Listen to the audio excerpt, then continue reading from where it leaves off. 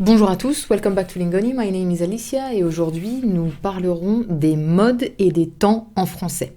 Je pense que c'est un rappel essentiel pour les leçons à venir puisque nous allons beaucoup parler de subjonctifs, indicatifs, conditionnels. Tous les temps importants sont maintenant traités au niveau B2 et je pense qu'un rappel essentiel est de bien vous éclairer et vous clarifier la différence entre les modes et les temps en français, d'accord ? Donc les modes en français, combien de modes est-ce qu'on peut trouver en français ? Il y en a 7 au total. 4 modes personnels, c'est-à-dire des modes qui se conjuguent à toutes les personnes. L'indicatif, que vous connaissez très bien. Le conditionnel, vous connaissez également. Le subjonctif et l'impératif. Tous ces modes, vous les connaissez.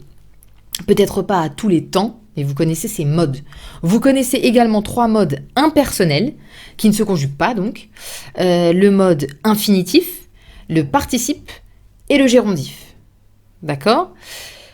Après, au mode indicatif, vous pouvez décliner ce mode en 8 temps, que vous connaissez presque tous. On a 4 temps simples et 4 temps composés. En temps simple, on a le présent, bien évidemment, l'imparfait, le futur simple et le passé simple, qui c'est un temps que nous allons voir dans les prochaines leçons. Il est extrêmement formel, littéraire, soutenu. C'est-à-dire que c'est un temps que vous pouvez lire, mais rarement parler. Bien évidemment. Et dans les temps composés, vous connaissez le passé composé, vous connaissez le plus que parfait. Le futur antérieur, nous ferons un rappel, mais il n'y a rien de très compliqué. Et le passé antérieur, alors là c'est plus difficile, c'est un passé simple, passé, encore plus passé. Donc on en parlera par curiosité, mais là c'est vraiment du langage soutenu. Ensuite, au mode subjonctif, nous avons 4 temps. Nous, on verra le présent et un peu du passé, mais beaucoup de présent du subjonctif, déjà, pour que l'utilisation du présent du subjonctif soit top. Mais il existe également l'imparfait et le plus que parfait au subjonctif. Ce sont également 2 temps simples et 2 temps composés. Pour le conditionnel, on a 2 temps, le conditionnel présent et le conditionnel passé, que vous connaissez. Et pour l'impératif, ça vous surprend quelquefois, mais c'est la même chose. Il existe un impératif présent et un impératif passé. C'est-à-dire que je peux dire « finissons cet exercice »,« let's finish this exercise », ou « ayons fini cet exercice quand le professeur arrivera ». That would be like saying, let's have finished this exercise when the teacher will come back. Okay? Let's be finished with that when the teacher will come. D'accord? Donc, finissons, ayons fini. Impératif passé.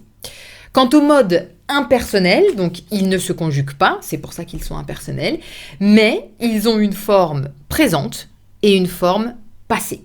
D'accord? Donc, il existe un infinitif présent et un infinitif passé. L'infinitif passé sera une leçon que nous verrons ensemble très bientôt. Infinitif présent, parler. Infinitif passé, avoir parlé. Participe présent, participe passé. Donc participe présent, mangeant. Participe passé, ayant mangé. Et le gérondif présent et gérondif passé. Donc gérondif présent, en marchant. Distinction entre le participe présent et le gérondif. C'est une leçon future, mais vous voyez que le gérondif fonctionne toujours avec la préposition « en ». J'expliquerai bien plus clairement la différence, d'accord, entre le participe présent et le gérondif. Donc, mangeant et gérondif présent en marchant, j'ai pris comme exemple, gérondif passé en ayant marché. D'accord. On fera bien attention à ne pas les confondre. Mais comme je vous ai dit, le gérondif va toujours avec « en ». Et c'est en général un complément circonstanciel. Ça décrit quelque chose. D'accord ? C'est-à-dire, c'est un complément circonstanciel de manière, ou de temps, ou de cause. Ça, c'est le gérondif. Le participe présent, lui, c'est une sorte... il pourrait être substitué par un adjectif ou une proposition relative.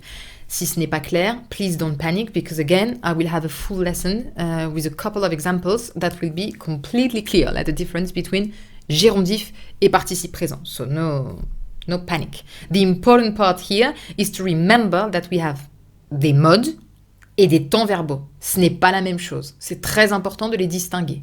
D'accord ? C'est tout. Donc, je répète, il existe 7 modes verbaux en français. L'indicatif, le conditionnel, le subjonctif et l'impératif qui se conjuguent. Et l'infinitif, le participe et le gérondif, qui sont des modes impersonnels, qui ne se conjuguent pas. Quant au temps, vous avez vu, présent, passé composé, imparfait, plus que parfait, futur simple, futur antérieur, passé simple, passé antérieur. En général, ce sont les temps. C'est le mode de l'indicatif qui comprend le plus de temps, qui décline le plus de temps. Ensuite, on a subjonctif 4 temps, conditionnel 2 temps, impératif 2 temps. Et pareil pour l'infinitif et le gérondif et le participe présent. D'accord ? Donc ça, c'est la base. J'espère que c'est clair, qu'on les distingue bien. Et dans la prochaine leçon, on reverra les bases du subjonctif. Je sais, normalement, vous avez les bases du subjonctif. Mais c'est une bonne révision. Donc je vous redonnerai les bases du subjonctif. Et à partir de cette leçon, on déclinera beaucoup de leçons avec le subjonctif et ses utilisations. D'accord ? Je vous remercie beaucoup pour votre attention. À très bientôt pour une nouvelle leçon. Merci beaucoup. Au revoir.